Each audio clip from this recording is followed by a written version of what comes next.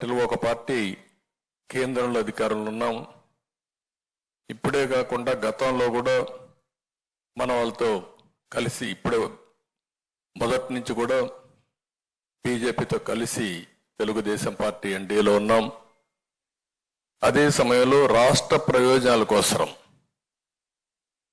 ఈ రాష్ట్రంలో ఈసారి గెలవకపోతే రాష్ట్రం తీవ్రంగా నష్టపోతుందనే ఏకైక అభిప్రాయంతో మొదటి నుంచి కూడా ఓటు డివైడ్ కాకుండా మేమందరం సహకరిస్తామని ముందుకొచ్చి పవన్ కళ్యాణ్ గారు అందరికంటే ముందు చెప్పిన వ్యక్తి, ఒక పద్ధతి ప్రకారం రాజకీయం చేసిన వ్యక్తి. అక్కడి నుంచి ప్రతి ఒక్కరు కూడా ఆలోచించిన తర్వాత లాభ నష్టాలు బేరీ చేసుకోవడం కాకుండా రాజకీయ పార్టీలు ఉన్నప్పుడు ఎన్నికల్లో పోటీ చేయడానికి ప్రతి ఒక్కరు ప్రయత్నం చేస్తాం. నేనైతే ఇప్పటికీ 9 ఎలక్షన్లు 78 నేను పోటీ చేశాను. తర్వాత 83 నుంచి రాష్ట్ర స్థాయిలో రాజకీయాలన్నీ కూడా 84 ఆగస్టు క్రైసిస్ నుంచి నేనే అభ్యర్థుల ఎంపిక కానీ ఎన్నికలు నిర్వహించడం కానీ అక్కడి నుంచి కూడా చేశాం. ప్రతి ఒక్క ఎన్నికల్లో పొత్తులు పెట్టుకున్నాం. అవసరమైనప్పుడు పొత్తులు లేకుండా పోటీ చేశాం. అయితే ఎక్కడికక్కడ అప్పటికుండే పరిస్థితులకు అనుగుణంగా మనం ముందుకు పోయే పరిస్థితికి వచ్చాం.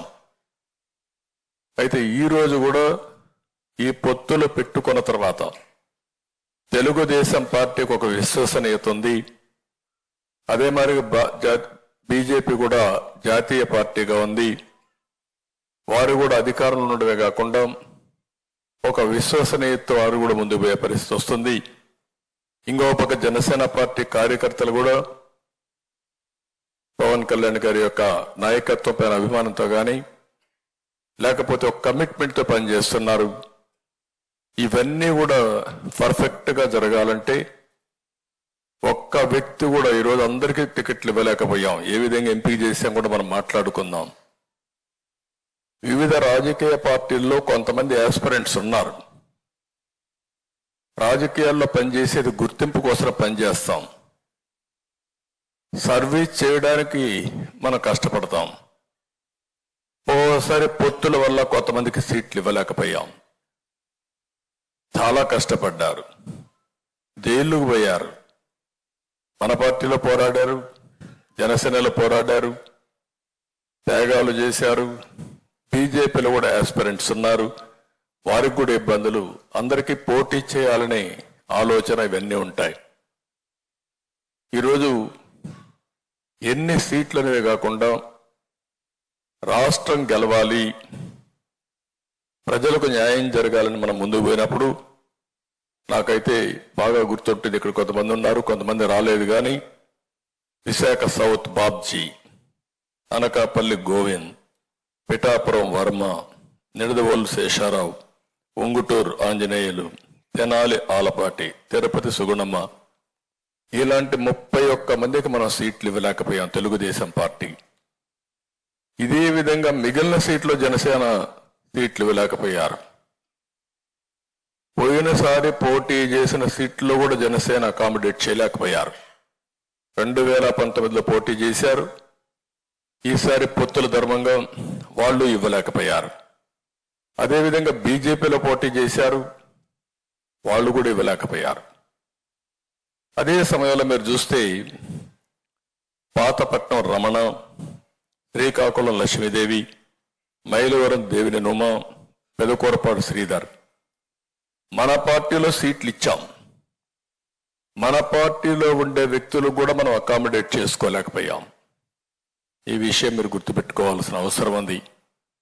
అంటే వాళ్ళు కష్టపడలేదని కాదు, కష్టపడ్డారు.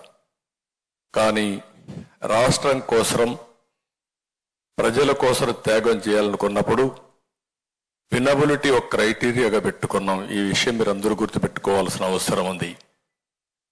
ఈసారి ఎన్నికల్లో ఎంపిక చేసిన విధానం మీరు చూస్తే 3 పార్టీలతో పొత్తు పెట్టుకున్న తర్వాత ముగ్గురం కూర్చొని ఒక నిర్ణయం చేసిన తర్వాత ఏ సీట్ ఎవరికి పోతుందో ముగ్గురం కలిసి, ఎందుకంటే వాళ్ళకు బలం ఉండాలి, మనం కూడా గెలవాలి, అందరం గెలవాలనే ఉద్దేశంతో ఇవన్నీ కూడా సెటిల్ చేసుకున్నాం.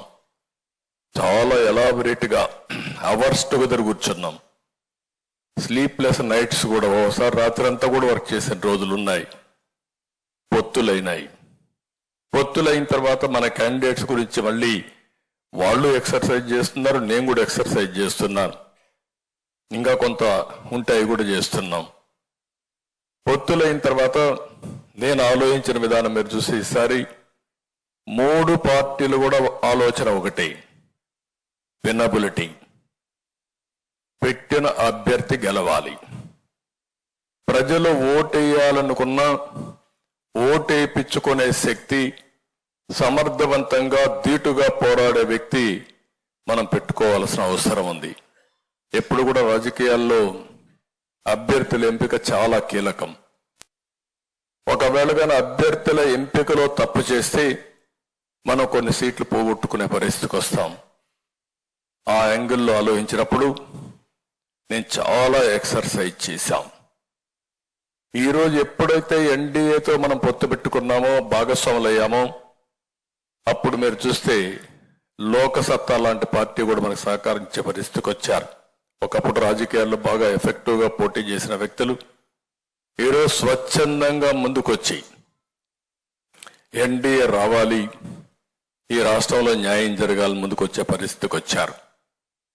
3 రాజకీయ పార్టీలు కూడా అవస్థపడుతున్నాం. Social re-engineering. ఎందుకంటే ప్రతి ఒక్కరికి ఒక యాస్పిరేషన్ ఉంది, వ్యక్తులకు యాస్పిరేషన్ ఉంది, కొన్ని వర్గాలకు కులాలకు యాస్పిరేషన్ ఉంది. వాళ్ళను కూడా ఫుల్ఫిల్ చేయకపోతే వాళ్ళు కూడా ఫుల్గా ఈ రాష్ట్ర అభివృద్ధిలో భాగస్వాములు కాలేరు.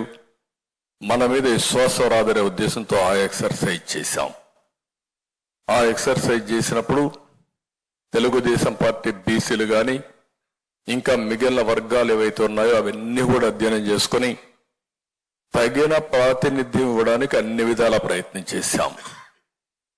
ఇంకొక పక్కన మీరు ఒకసారి ఆలోచిస్తే కొత్తగా రాజకీయాల్లో పొలిటికల్ రీఇంజనీరింగ్ కూడా చేయాల్సి వస్తా ఉంది. నేను కొత్త వర్డ్ వాడుతున్నా.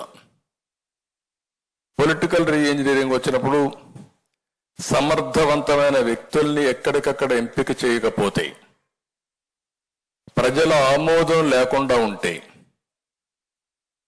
ఒక్కొక్కసారి ఒక 5-10 సీట్లు కానీ వీక్ క్యాండిడేట్లు ఉన్నారు అనే పరిస్థితి వస్తే మిగిలిన సీట్లు కూడా వీక్ అయ్యే పరిస్థితి వస్తుంది.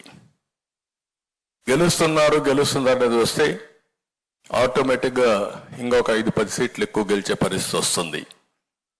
అందుకని ఈరోజు రాజకీయ పార్టీల్లో కూడా మేము ఆలోచించింది, మంచి వ్యక్తులు ఉన్నప్పుడు, సేవాభావంతో ముందుకు వచ్చినప్పుడు వాళ్ళని ఐడెంటిఫై చేయాలనే ఎక్సర్సైజ్ కూడా చేశాం.